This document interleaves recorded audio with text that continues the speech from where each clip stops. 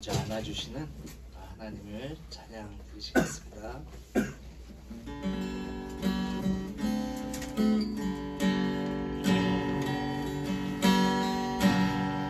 마음속에 어려움이 있을 때, 마음속에 어려움이 있을 때, 마음속에 어려움이 있을 때, 주님 내게 먼저 오사 내 맘을 만지고,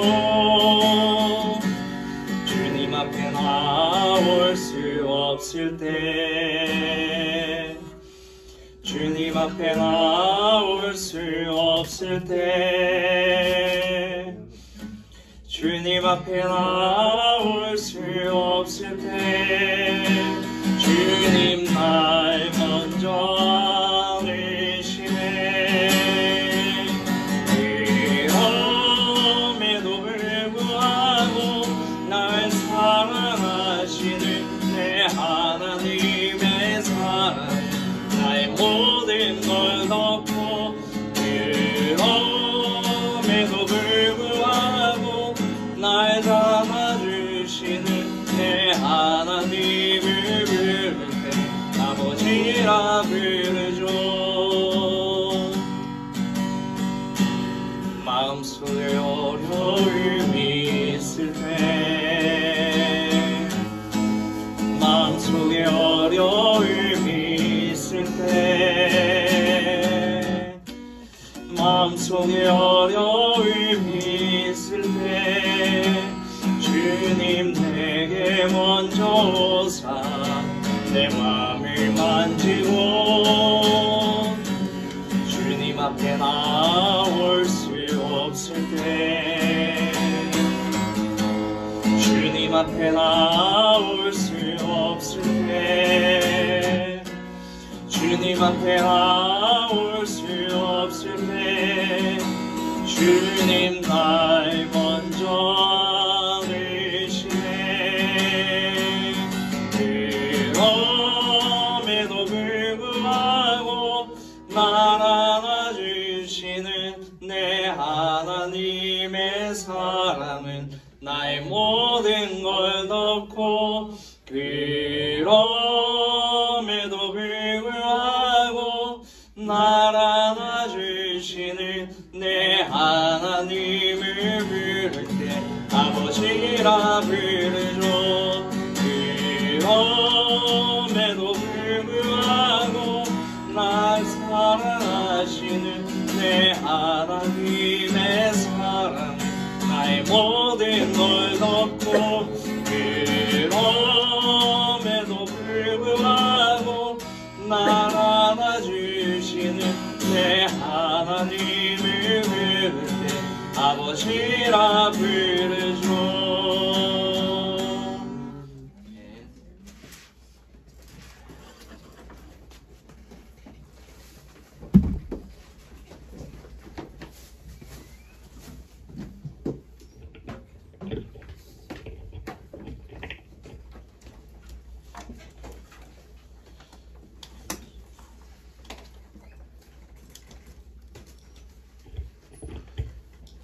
기도하겠습니다. 하나님 감사합니다. 오늘도 저희를 불러주셔서 주님의 귀한 말씀과 신학 속으로 인도하여 주심을 감사하나이다. 아멘. 우리 걸어가는 모든 걸음걸음마다 주와 동행하는 삶 되게 도와주시고, 주의 영광의 도구들로 쓰임받게 하여 주시옵소서. 아멘. 그리하실 우리 주님을 찬양하며 예수 그리스도 이름으로 기도합니다. 아멘.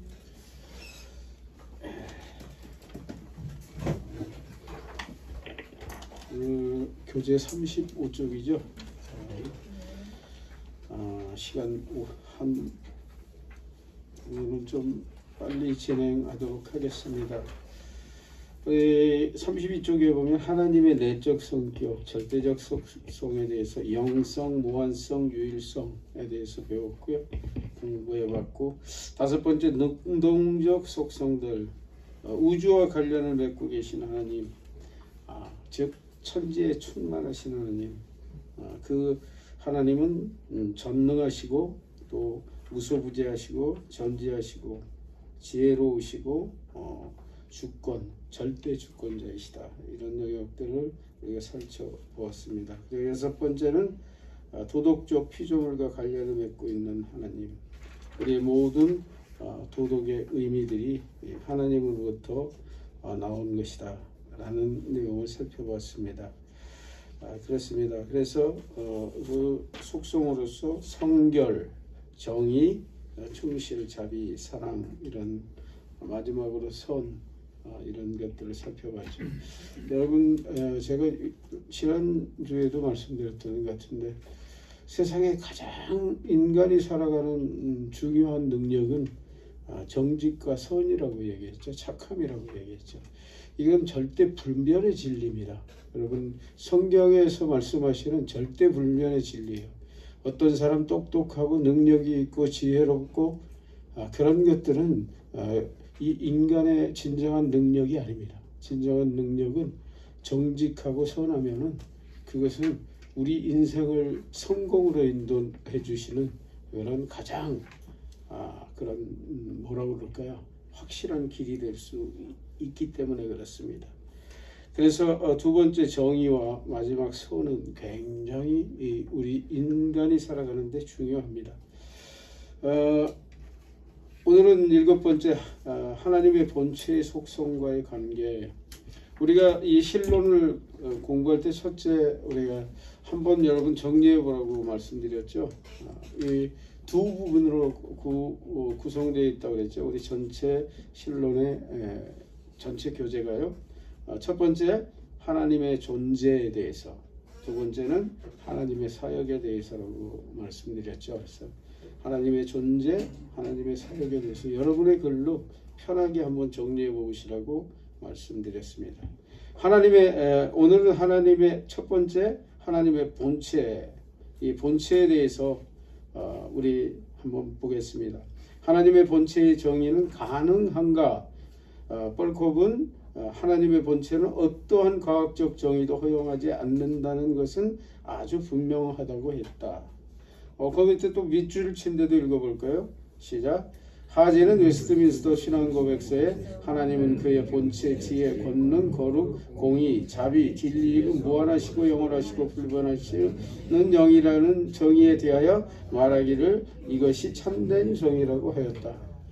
두 분 다 맞기도 하고 두 분 다 그렇다고 단정할 수 없는 내용들이죠.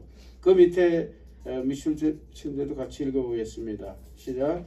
그러면 성경은 하나님을 어떻게 정의하고 있는가? 성경은 결코 하나님에 대한 추상적인 개념으로 말하지 않고 항상 살아계셔서 자기의 창조물들과 여러 관계에서 자신의 속성들을 나타내시는 자로 묘사하고 있다.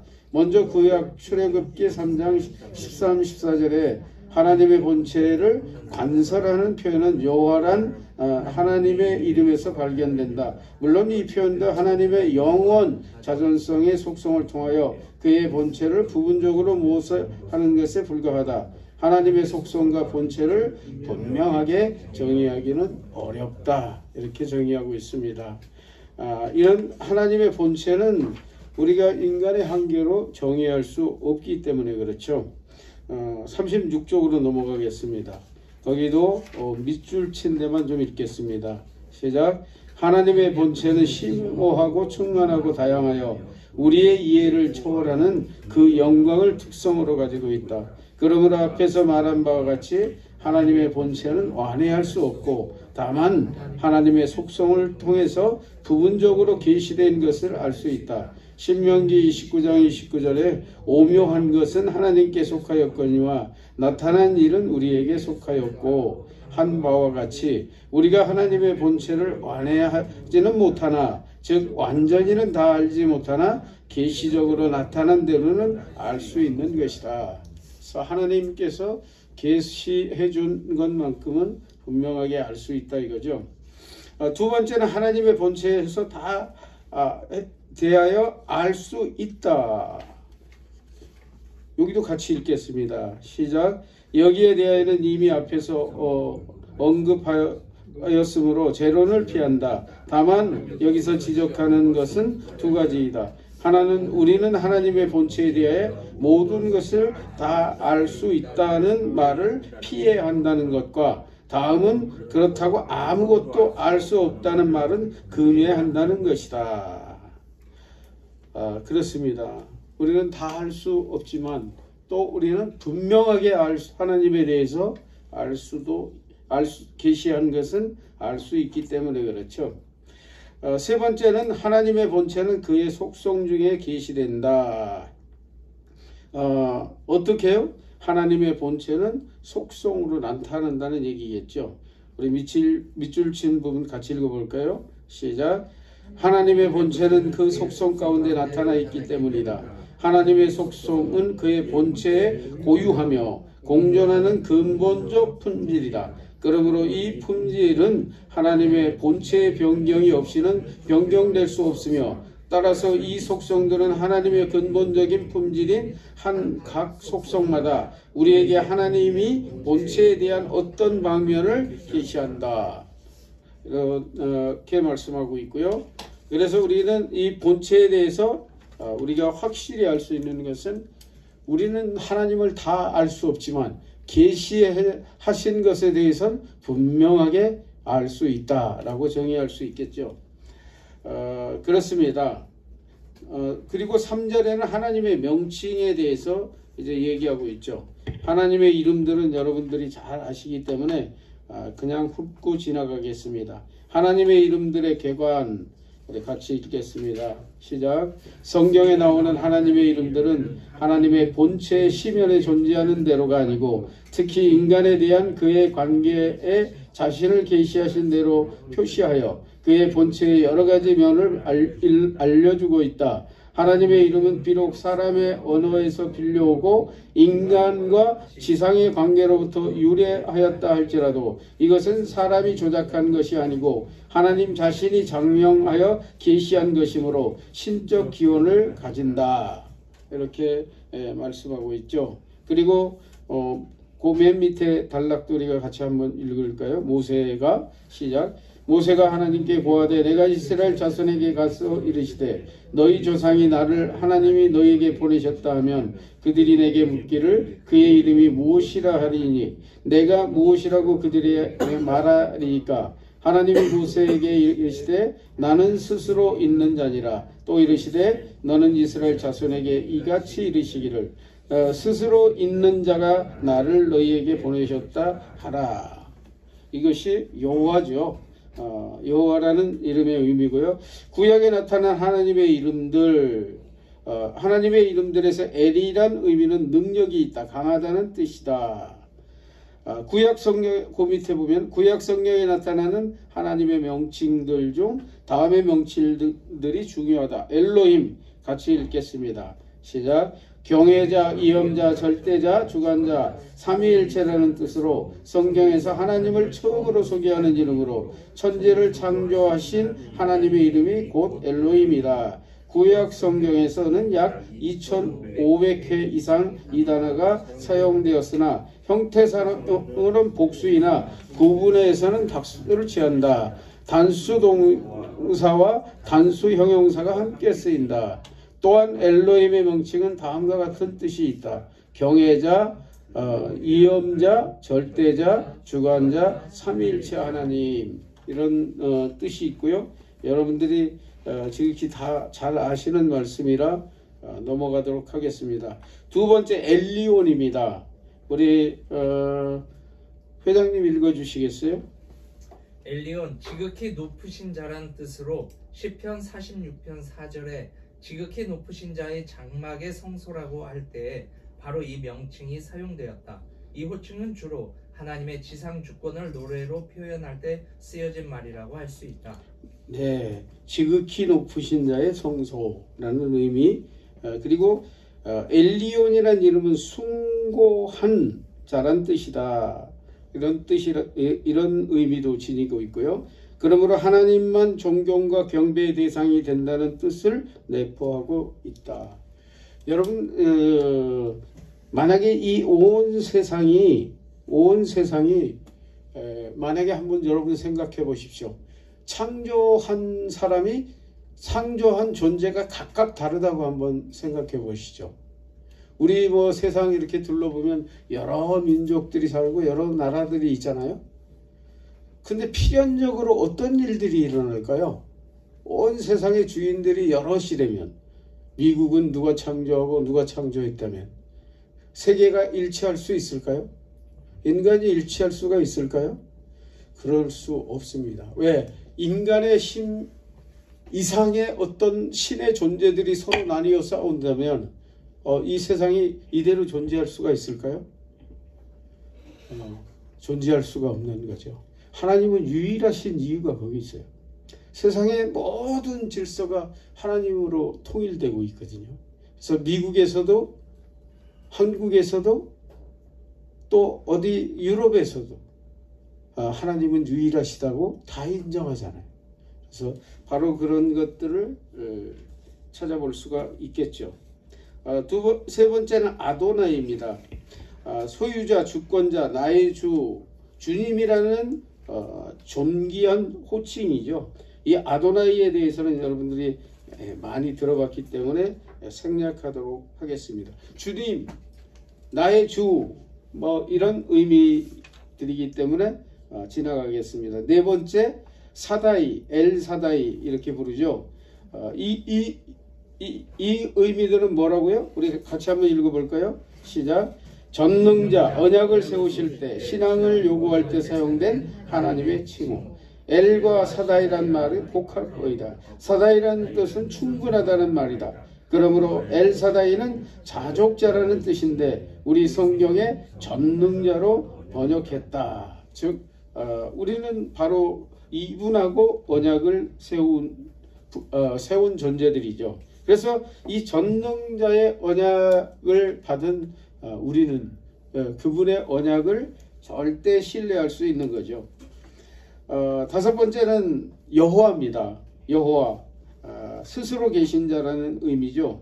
같이 읽어보겠습니다. 시작. 이 이름은 스스로 계신 자라는 뜻이다. 이스라엘 백성들은 애굽의 노예 생활을 하면서 신음할 때 하나님께서는 그 이름을 여호와로 알려주셨다. 아브라함에게 가나안 땅을 주시겠다는 언약을 기억하시고 그 언약대로 이스라엘 백성들을 해방시키고자 할 때 그 이름을 여호와로 알려주셨다. 이 여호와라는 이름은 우리는 지금은 많이 쓰지 않죠. 하나님, 아버지, 우리는 이렇게 하는데 이 여호와라는 이름을 많이 썼던 여호와라는 이름을 가장 많이 썼던 이 목회자가 있었죠. 이제 소천하신 조용기 목사님이 이분은 뭐라고 불렀습니까? 야훼라는 원어에 가까운 이름. 그래서 순복음교회 다니는 사람들은 야훼 그럽니다. 그래서 그것도 잘못된 거 아니야. 그래서 하나님의 이름을 그분 스스로가 원문대로 부르기를 원해서 그 순복음교회 사람들은 바로 이 야훼라는 이 단어를 많이 썼죠. 쭉 살펴보면은 맨 밑에 줄 거기 끝에 보면은 밑에서 두 번째, 이스라엘 자손에게 이같이 이르기를 스스로 있는 자가 나를 너에게 보내셨다 하라 라고 직접적으로 우리 하나님께서 모세에게 말씀하셨죠. 그래서 뒷페이지 넘어가면 스스로 계신 자란 뜻은 나는 영원토록 변치 않는다는 말이다. 스스로 계신 자라는 뜻 안에 우리가 그냥 쉽게 유추해 보면 뭐가 있을까요? 이 세상에 스스로 있는 것이, 존재할 수 있는 것이 있을까요?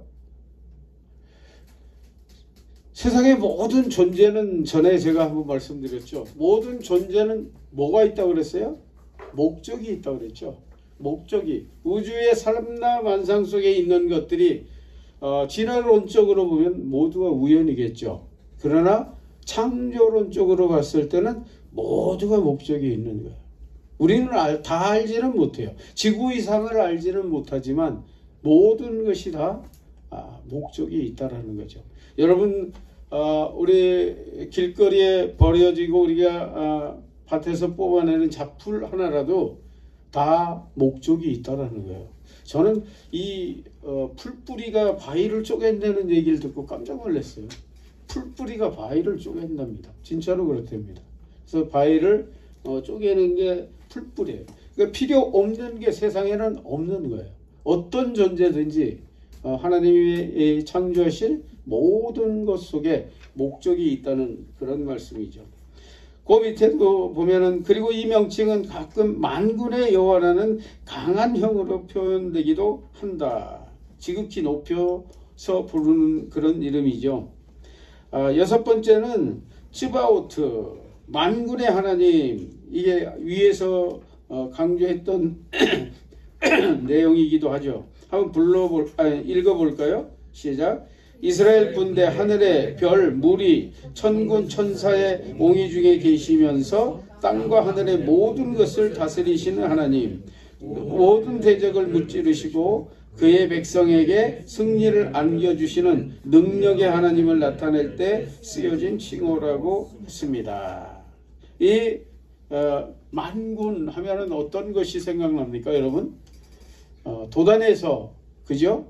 도단에서 누구의 눈이 가려졌어요? 게하시의 눈은 가려졌고 엘리사의 눈은 열려 있었죠. 예, 그때 영적인 눈이 열리니까 이 만군을, 천군 천사 만군을 보게 됐다고 이렇게 얘기하죠. 바로 그 만군을 다스리는, 천군을 다스리는 그런 여호와라는 의미이기도 한 것이죠. 일곱 번째는 그 밖의 이름입니다. 이름들만 쭉 한번 볼까요? 엘 올람, 엘 로이, 야헤니시, 야헤라파, 야헤 로이, 야헤 메카디시템, 야헤 사바욤, 야헤 샬롬, 야헤 삼마, 야헤 엘 게물로트, 야헤 이레, 야헤 시투케노. 이런 내용들은 여러분들이 참고로 한번 알아보시고 또 한번 정리하시면 좋을 것 같습니다. 신약에 나타난 하나님의 이름들, 신약에 나타난 하나님의 이름은 구약에 나타난 하나님의 이름을 헬라식으로 표시한 것뿐이다. 신약 성경에서 다음의 명칭들이 중요하다. 우리 데오스, 우리 황영식 전도사님 읽어주시겠어요? 하나님의 헬레어 이름으로 신약 성경에서 사용된 가장 공통적인 이름이다. 이 용어는 지극히 높으신 분이나 하나님 또는 전능하신 하나님, 그리고 나 혹은 너희, 우리의 하나님 등으로 번역되었다. 네, 신약에서 이 데오스의 의미가 바로 그렇습니다. 그 밑에 단락도 같이 읽어보겠습니다. 시작. 그리고 신약에서는 하나님의 명칭에 대해서 흔히 소유격으로 표시된 것을 발견할 수 있다. 곧 나의 하나님, 너의 하나님, 내 하나님, 우리 하나님, 너희들의 하나님 등으로 게시되어 있다. 특히 요한복음 20장 17절을 보면 내 하나님 곧 너의 하나님이라고 예수께서 말씀하셨다. 그러므로 우리들은 그리스도 안에서 하나님의 자기의 각 자녀들에게 하나님이 되어주신 것을 알아야 한다. 우리 각 일의 하나님이시라는 거죠. 그래서 우리가 흔히 그렇잖아요. 집안에서 요한에슬레는 14형제, 15형제 이렇게 됐다고 그래요. 근데 그 맏형은 아주 이제 성인이 됐으니까 두 표입니까? 그리고 막내는 이제 태어났으니까 반표입니까? 그렇지 않다는 거예요. 우리 모두에게 다 하나님이시죠. 그래서 우리 그리스도 안에서는 모두가 다 하나님의 자녀로 동등하다는 얘기이기도 하죠. 두 번째는 큐리오스입니다. 이 큐리오스 우리 박재송 전도사님 읽어주시겠어요? 큐리오스, 아도나이와 여호와를 대신한 이름으로 하나님뿐만 아니라 그리스도에 대해서도 사용된 이름이다. 이 명칭은 만물, 특히 하나님의 백성의 소유자요 지배자로서의 하나님, 왕의 권세와 권위를 가지신 하나님을 가리킨다. 네, 그렇습니다. 여러분 이 그래서 앞에서 언급했듯이 신약의 이름들은 구약의 이름들하고 다른 게 없다고 이렇게 말하고 있죠. 그래서 그 밑에도 같이 읽어볼까요? 퀴리오스 또는 키리오스는 주의 의미한다. 종교적인 사용에서 때로는 하나님으로 번역된다. 그것은 히브리어 성경과 그리스 신약 성경의 70여 번역에 사용되었다 라는 정도 아시면 될 것 같고요. 또 이름 뒤로 넘어가겠습니다. 뒤에 보면은 파라테스라고 나오죠. 그래서 이 파라테스는 여기 뭐라고 되어 있습니까? 아버지라는 의미를 쓰인다고 말하고 있죠. 그래서 우리 김경옥 우리 전도사 읽어주시죠. 파테라스. 네. 네.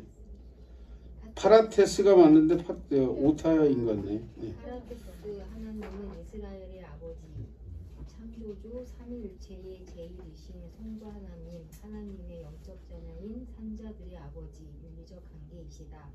그런데 신약에서는 이 명칭을 동일한 의미로 사용하지는 않았다. 고린도전서 8장 6절과 에베소 3장 14절, 히브리서 12장 9절과 야고보서 1장 17절 등은 하나님을 창시자 또는 창조주이신 아버지로 지시하는 데 사용하기도 했다. 네, 우리는 제일 많이 쓰는 게 뭡니까?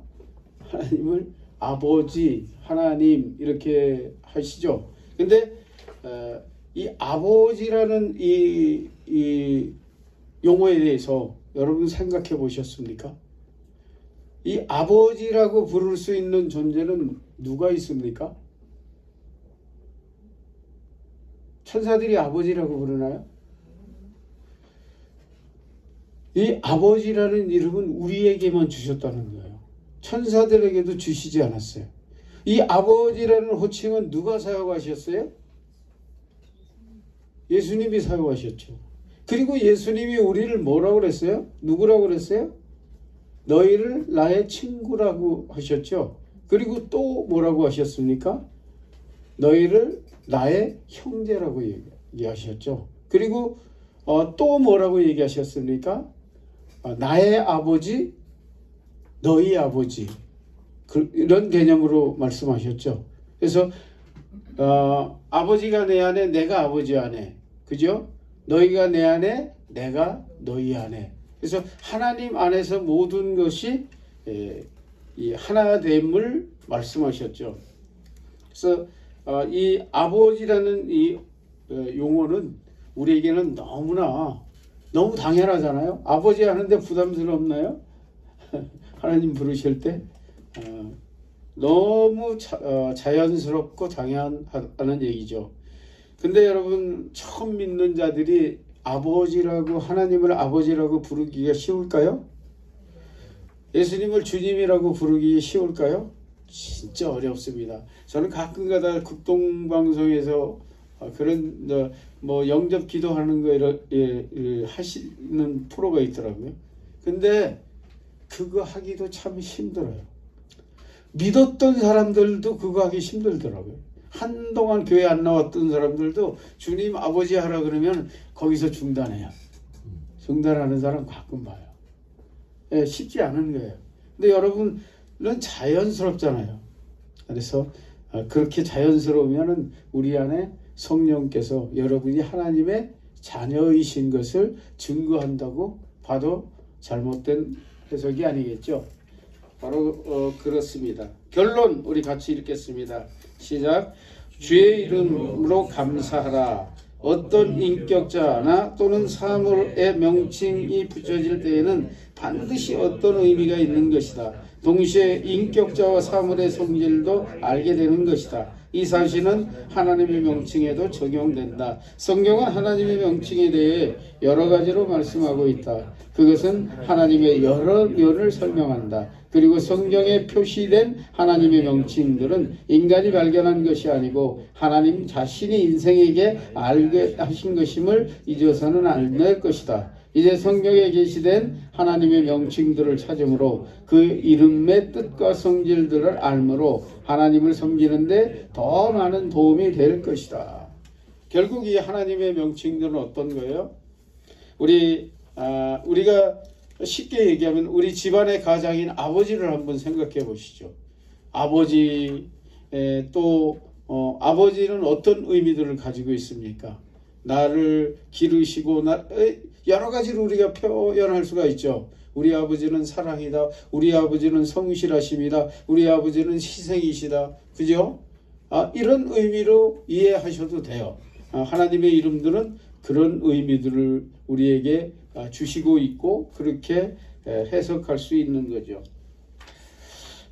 그래서 이제 하나님의 이름들에 대한 것은 마치고 다음 하나님에 관한 인식의 가능성.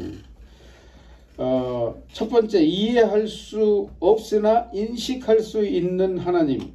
이 하나님을 제가 뭐라고 얘기했습니까 전에? 잊어버리셨죠? 잊어버려도 돼요. 형이상학이라고 얘기했죠.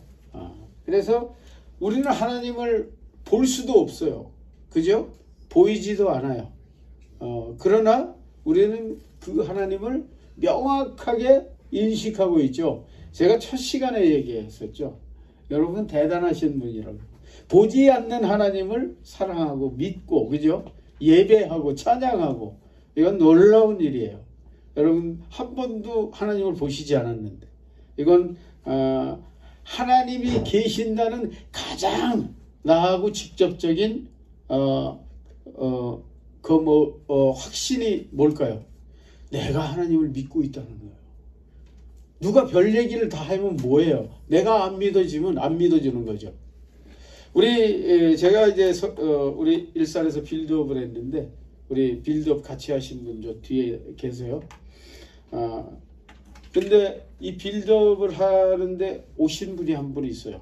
근데 이분은 대한민국 은행에 근무했는데 은행의 최연소로 지점장이 된 분이시고 지점장을 가장 오래 하신 그런 탁월하신 분이에요. 은행 업계에서는 유명하신 분이 오셨어요. 근데 그분이 나중에 고백하기를 뭘 했냐? 자기는 예수를 믿을 때까지 30년 걸렸대요. 이분이 약간 이단이라고 얘기하는 그 성락교회 아시죠? 성락교회에서 교회를 다녔는데 교회 학교 교장까지 하셨어요. 근데 믿어지지 않았대요. 안 믿어져서 더 성경을 공부하고 그랬대요. 근데 30년 지난 후에 믿어졌대요. 여기 믿어지는 게 이렇게 쉽지 않아요. 그분이 직접 고백하신 거예요. 그렇게 하나님을 인식하는 게 쉽지 않습니다. 우리 같이 한번 읽어볼까요? 기독교에는 하나님께 이해될 수 없는 분이라는 사실과 함께 다른 한편으로는 그가 알려질 수 있으며 그에 관한 지식이 구원의 필수 불가결한 조건이라는 사실을 고백한다. 여러분 우리가 진정으로 하나님을 이렇게 믿고 신뢰하고 있다는 이 자체가 하나님의 은혜라고 말할 수밖에 없는 것이 바로 그런 의미죠. 에베소서 2장 8절의 말씀처럼 하나님의 은혜로 우리가 믿을 수 있었던 것은 너무나 자명합니다. 이런 내용들은 여러분들이 잘 아시기 때문에 그냥 지나가도록 하겠습니다. 우리 밑줄 친데 두 번째 단락 한번 읽어볼까요? 시작. 그러나 동시에 영생은 곧 유일하신 참 하나님과 그의 보내신 자 예수 그리스도를 아는 것이니라 라고 말씀하시는 예수님의 말씀도 염두에 두고 있다. 교회는 또 아는 것은 하나님의 아들이 이르러 우리에게 지각을 주사 우리로 참된 자를 알게 하신 것과 또한 우리가 참된 자 곧 그의 아들 예수 그리스도 안에 있는 것이니 그는 참 하나님이시오 영생이시라 라고 하는 말씀을 기뻐하고 있다. 이 구절들에 반영되고 있는 두 관념은 기독교에서 항상 병행적으로 유지되어 왔다. 이런 내용이고요. 밑에 초대교회 교부들은 보이지 않는 하나님을 출생하지 않으시고 말로 표현할 수 없으며 영원하고 이해 불가능하며 불변적인 존재로 언급했습니다.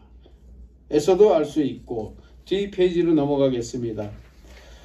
이게 중요하니까 밑줄 침대 읽어보겠습니다. 시작. 사세의 아리우스주의자들은 중 한 사람이었던 유노미우스는 하나님의 단순성, 즉 하나님께 있어서 인간의 지성에 의하여 온전히 알 수 없거나 이해되지 않는 것은 아무것도 있을 수 없다는 사실을 주장했다. 그러나 그의 견해는 교회에 인정받는 모든 지도자들에 의해서 부인되었다.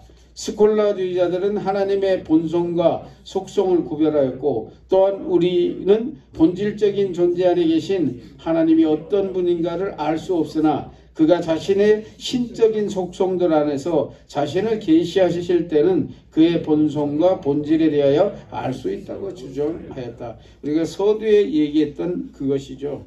그럼 칼빈은 어떻게 얘기했는지 읽어볼까요? 그 밑에 밑줄도 읽겠습니다. 시작. 칼빈은 존재의 깊은 곳에 계시는 하나님을 발견할 수 없다고 하였다. 그는 그의 본질은 이해할 수 없다. 따라서 그의 신성은 전적으로 모든 인간적인 감각들로부터 떨어져 있다라고 말하였다. 종교개혁자들은 인간이 하나님의 창조에서 그의 본성에 관한 어떤 것을 알 수 있다는 사실을 부인하지는 않지만 조명하시는 성령의 영향하에서 오직 특별 계시로부터만 하나님에 관한 참된 지식을 얻을 수 있다고 주장한다. 바로 이런 정의가 우리에게 맞겠죠. 성령께서 알려주시기 때문에 우리는 하나님에 대해서 알 수가 있는 거죠. 여러분 똑같은 성경을 수없이 읽어도 여러분 발견하지 못하던 그 말씀의 의미가 어느 날 깨달아질 때가 있잖아요. 여러분 가끔 그러시잖아요. 어떻게 해서 그랬을까요? 갑자기 내가 뭐가 내 어떤 능력이 나타났나요? 성령께서 깨닫게 해주시는 조명해 주셨기 때문에 가능하다는 얘기죠. 45쪽에도 밑줄 친데 읽어보겠습니다. 시작. 개혁파 신학은 하나님께서 알려주실 수는 있지만 인간이 어떠한 방법으로도 철저하고 완전한 하나님의 지식을 소유하는 것은 불가능하다고 주장한다. 이러한 하나님의 지식을 소유하는 것은 하나님을 이해하는 것과 일치하는 것이지만 이것은 완전히 불가능하다. 유한은 무한을 파악할 수 없다. 유한한 인간이 무한하신 하나님을 다 알 수 없는 것이죠. 이 의미는 불가지론하고는 다른 의미입니다. 두 번째, 밑에 하나님의 인식 가능성에 관한 부정. 여기도 우리 같이 읽겠습니다. 시작. 하나님에 관한 인식의 가능성은 여러 근거에서 부정되어 왔다. 이러한 부정은 비록 다른 여러 형태로 제시되어 왔지만 일반적으로 인간의 인식 능력의 예상된 한계들에 근거한 것이다. 기본적인 입장은 인간의 정신이 자연 현상들을 넘어 있는 것과 그 배후에 있는 어떤 것들이 알 수 없으며 따라서 필연적이고 초감성적이고 신적인 사물들을 알 수도 없다는 것이다. 이렇게 주장을 하는 것도 있고요. 그 밑에도 보겠습니다. 실증주의의 아버지인 콩투도 종교에 대해서 불가지론자였다. 그는 인간이 오직 물질적인 형상들과 그것의 법칙들만 알 수 있다고 주장했다. 인간의 감각들은 모든 참된 사고의 재료인 바 인간은 그들이 파악하는 현상들과 이들이 서로 맺고 있는 관계들을 떠나서는 아무것도 알 수 없다라고 주장을 했습니다. 그리고 그 밑에 이제 여기 하나, 둘, 네 가지 이야기들이 쭉 나오죠. 첫째, 인간은 오직 유비에 의해서만 안다. 같이 읽을까요? 우리는 자신의 성격이나 경험에 비추어 어떤 유비를 담고 있는 것만을 안다. 유사한 것은 유사한 것으로 알 수 있다. 유비는 유사한 것을 통해서 알 수 있다는 그런 의미죠. 바로 인간은 유사한 것을 통해서만 알 수 있다고 말했고요. 두 번째도 같이 읽어보겠습니다. 시작. 인간은 실제로 자기가 온전히 파악할 수 있는 것만을 안다. 이 입장을 간략하게 진술하면 인간은 무한하신 하나님을 이해할 수 없으며 하나님에 대한 철저한 지식을 가질 수 없기 때문에 하나님을 알 수 없다는 것이다. 인간의 한계를 얘기하고 있죠. 또 세 번째도 같이 읽겠습니다. 시작. 하나님에 관한 모든 수로들은 부정적이기 때문에 아무런 실제적인 지식을 제공해 주지 않는다. 실제적인 측면에서 우리가 하나님에 대해서 얼마나 알 수 있을까? 우리는 하나님에 대해서 얼마나 알 수 있을까요? 우리가 이 경험하고 체험하는 영역, 그죠?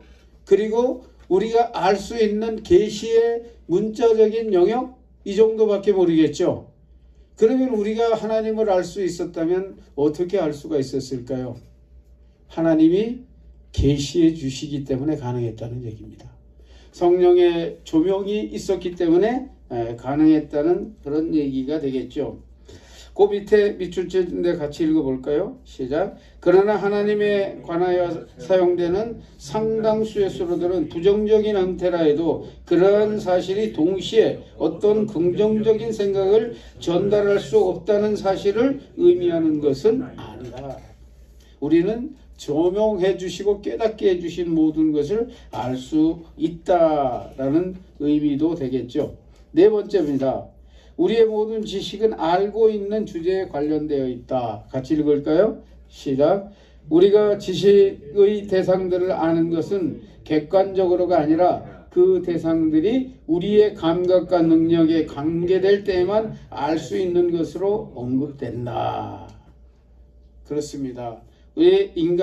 우리가 알고 있는 실제적 객관적 지식은 하나님의 계시를 통해서 알 수 있다는 그런 의미가 되겠죠. 그렇습니다. 우리는 바로 하나님의 인식 가능성에 대한 이 부정들을 우리가 쭉 살펴봤습니다. 그렇지만 우리는 지금 계속 말씀드렸던 것처럼 하나님의 계시에 의해서 이것들을 다 알 수 있습니다. 인간의 한계로는 절대로 알 수 없는 이것들도 우리가 성령의 계시와 우리 하나님의 계시인 성경의 말씀으로 우리는 알 수 있기 때문에 이 부정들은 다 무조건 그렇다라고 할 수 없다는 얘기입니다. 세 번째, 하나님에 관한 지식의 필수 조건의 자기 계시. 그러면 이제 하나님께서 계시해 주는 것들을 다시 말씀하고 있죠. 반가로 1번 우리 같이 읽겠습니다. 시작. 하나님께서 자신에 관한 지식을 인간에게 전달하신다. 카이퍼는 하나님에 관한 지식으로서 신학은 모든 다른 지식과 중요한 의미에서 다르다는 사실에 주목한다. 모든 다른 학문을 연구할 때 같이 읽겠습니다. 인간은 자신이 연구하는 대상의 위치에 있어서 능동적으로 가장 적절한 방법을 사용하여 그 대상으로부터 지식을 끌어내지만 신학에 있어서는 대상 위에 위치하는 것이 아니라 오히려 그 밑에 위치한다. 달리 말하면 인간은 하나님께서 적극적으로 자신을 계시할 때에만 하나님을 알 수 있다. 하나님은 우선 지식을 인간에게 전달하시는 주체이며 인간이 계시에 의하여 자기에게 도달된 지식을 획득하고 성찰할 때만 인간을 위한 연구의 대상이 된다. 계시가 없었다면 인간은 결코 하나님에 관한 어떤 지식도 얻을 수 없었을 것이다. 또한 하나님이 자신을 객관적으로 계시한 후조차도 하나님을 발견하는 것은 인간의 이성이 아니라 신앙의 눈앞에 자신을 열어 보이시는 하나님이다. 그래서 우리의 깨닫고 있는 모든 것이 사실은 우리 인간의 한계가 있지만 우리는 어떻게 하나님을 믿고 그분을 알고 그분을 믿고 살아가고 있어요? 하나님의 계시와 성령의 조명을 통해서 우리는 알 수 있다라는 의미인 것이죠. 두 번째는 신적인 하나님의 지식과 선천적인 하나님 지식과 후천적인 하나님 지식. 우리 같이 읽어볼까요? 시작. 일반적으로 하나님에 관한 선천적인 지식과 후천적인 지식이 구분된다.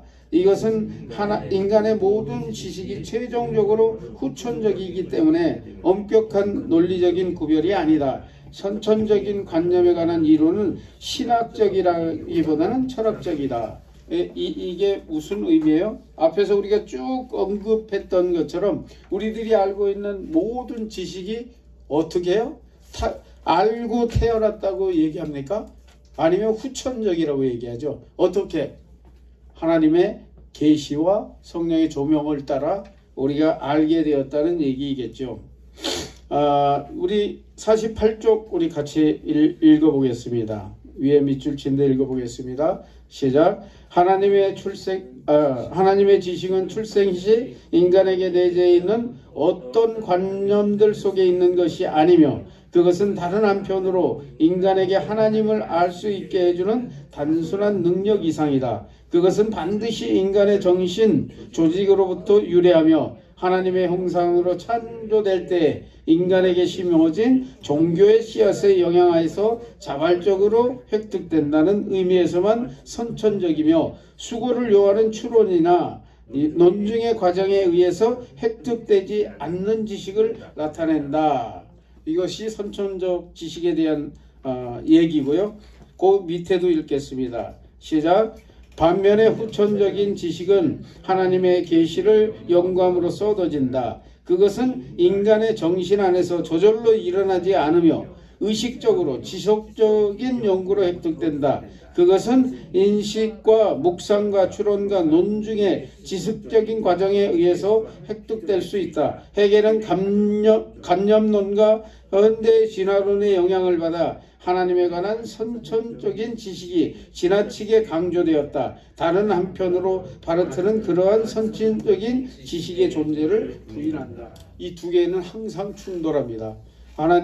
우리가 지식으로 다 하나님을 알 수 없는 것과 우리가 또 하나님에 대해서 우리 계시와 성령에 의해서 다 알 수 있다라는 이 두 가지가 항상 충돌하고 있다는 사실이죠. 여기까지밖에 못 나가겠네요. 그죠? 시간이 벌써 다 됐네요. 오늘이 며칠인가요? 7일이요. 네, 일반 계시와 특별 계시는 다음 시간에 살펴보도록 하겠습니다. 여러분, 오늘 우리 누구죠? 우리 신현성 우리 분교장님과 또 우리 회장님이 말씀하셨죠.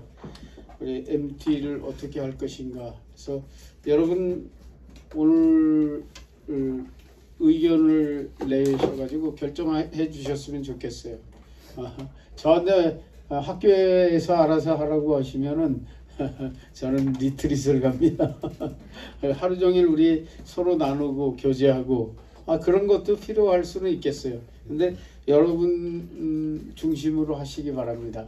그래서 그랬으면 좋겠고요. 또 어느 한 지점에 가서 지난번처럼 우리가 구경도 하고 같이 교제도 했으면 좋겠는데 저는 한 가지 제안 드리자면요.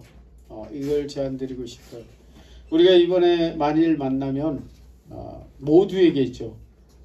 여러분 학생들 한 분에 10분 정도 아니면 15분 정도의 시간을 들여서 그 시간을 여러분들이 무엇을 하든지 간증을 하든 설교를 하든 뭐 어떤 것을 하든 레크레이션을 하든 여러분들이 이렇게 발표해 봤으면 좋겠고요. 개인이 힘드시다면 2명이 하시면 30분이고요. 3명이 하시면 45분이에요. 이렇게 하실 수도 있다고 제안합니다. 이것은 제안입니다. 여러분들이 안 하셔도 돼요. 근데 제 생각은 그렇습니다. 그래서 나는 이 이야기를 꼭 나누고 싶다. 뭐 그런 것도 할 수 있는 좋은 기회들이 될 것이라고 그렇게 생각합니다. 여러분들이 결정하셔서 하셨으면 좋겠고요. 우리 우리 공성동 형제님께서 상을 당하셨는데 또 귀한 선물까지 주셔서 오히려 위로를 받으셔야 되는데 또 선물을 주셔서 고맙습니다. 우리가 서로 섬기며 살아가는 그런 모습이 바로 천국이 아닌가 생각합니다. 하나님은 예수님은 있죠. 예수님께서 이 땅에서 천국을 말씀하셨잖아요. 이 하나님의 나라 천국을 이루라고 말씀하시잖아요. 그러면 이 천국은 하늘 천국일까요? 이 땅의 천국일까요? 예수님이 이루라고 하시는 천국. 네. 하늘 천국은 하나님이 다 하셨어요. 이미 우린 가기만 하면 돼요. 우리가 이룰 게 있나요? 없어요. 그러면 예수님의 천국을 이루라는 말씀은 이 땅에서 이루라는 거예요. 여러분 한 분 한 분이 천국을 이루어 가시는 겨자씨 한 알이 되고요. 여러분 한 분 한 분이 이 땅에서 천국을 이루어가는 가루 서말에 부은 누룩 같은 여러분이 되시기를 바랍니다. 그래서 이 겨자씨 비유하고 누룩 비유는 그 두 가지예요. 겨자씨는 뭡니까? 외면적이잖아요. 외면적인 천국이에요. 누룩은 뭐예요? 내면적인 천국입니다. 우리 속에 폭발적으로 부흥되는, 그래서 그런 엄청난 여러분들이 다 되실 수 있습니다. 왜 되실 수 있어요? 예수님은 그렇게 말씀하셨기 때문에. 겨자씨 같은 한 씨앗이 여러분이 어디 가서 탁 떨어져서 그곳에 있으면 그곳이 겨자씨 같은 천국을 이루게 되고요. 또 여러분 한 분이 턱 가 있으면 이 누룩과 같이 폭발적인 천국이 이루어진다는 그런 말씀이라고 저는 믿습니다. 여러분 우리가 주님이 말씀하신 것으로는 무엇이든지 할 수 있다고 저는 믿습니다. 왜? 바울이 그랬기 때문에. 내게 능력 주시는 자 안에서 모든 것을 할 수 있느니라고 말했기 때문에 그랬습니다. 잠깐 기도하고 우리 주기도문으로 마치도록 하겠습니다. 하나님 감사합니다. 우리 귀한 형제 자매들 우리를 불러 모아주신 주님을 찬양합니다. 우리 지극히 연약한 저희들 불쌍히 여기시고 긍휼히 여겨 주시옵소서. 오늘도 가족사의 문제 또 여러 가지 문제들로 오늘 참여하지 못하고 함께하지 못한 우리 지체들 위에도 하나님의 한량없는 은혜를 부어 주시옵소서. 우리가 아버지 하나님 매일로 성숙하고 성장되어 가며 하나님과 동행하는 하나님의 자녀들 되게 도와 주시옵소서. 하나님 따로 인간 따로가 아닌 임마누엘 하나님과의 동행하는 삶을 살아가는 저희들 되게 도와 주시옵소서. 저희 돌아가는 발걸음에도 함께하여 주시고 우리에게 주신 귀한 가족과 또 기업과 자녀들 위에 하나님의 풍성한 축복이 임하게 하여 주시옵소서. 함께 하실 우리 주님을 찬양하며 사랑 많으신 우리 구주 예수 그리스도 이름으로 축복하며 기도하옵나이다. 아멘. 아멘. 우리 하늘에 계신 우리 아버지여, 이름이 거룩히 여김을 받으시오며 나라의 마옵시며 뜻이 하늘에서 이룬 것 같이 땅에서도 이루어지이다.